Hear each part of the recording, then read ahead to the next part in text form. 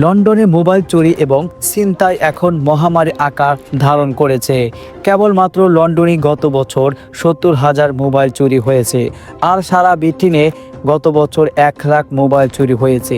Metropolitan police এই তথ্য দিয়েছে। ঈদ উপলক্ষে লন্ডনের শপিং সেন্টারগুলিতে ভিড় ব্যাপক আকার ধারণ করেছে।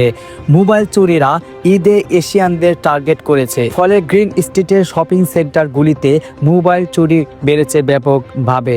এই ব্যাপারে কথা শুনবো একজন বাংলাদেশি ব্যবসায়ীর মুখে। এই যে বাজার সদায় অনেকে মোবাইল চুরি হয়, এই জায়গা তো হটস্পট।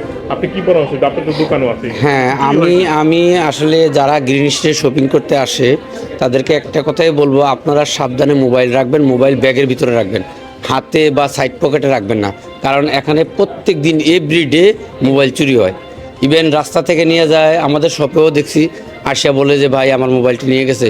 অহরহ প্রত্যেক দিনে মোবাইল চুরি হয়। তো আমি সবাইকে অনুরোধ করব এবং বিশেষভাবে সবাইকে বলবো, আপনারা যারাই গ্রিন স্ট্রিটে আসবেন, এবং এখন তো ঈদের বিজি, আরও বেশি চুরি হবে। সুতরাং আপনারা সাবধানে থাকবেন, আপনাদের মোবাইল, পার্টস, ব্যক্তিগত টাকা পয়সা সব ব্যাগের ভিতরে রাখবেন এবং সেফ মতো থাকবেন। ভালো থাকবেন সবাইকে রমাদান মোবারক, অগ্রিম ঈদের শুভেচ্ছা। চ্যানেল কিংডম লন্ডন, আসসালামু আলাইকুম।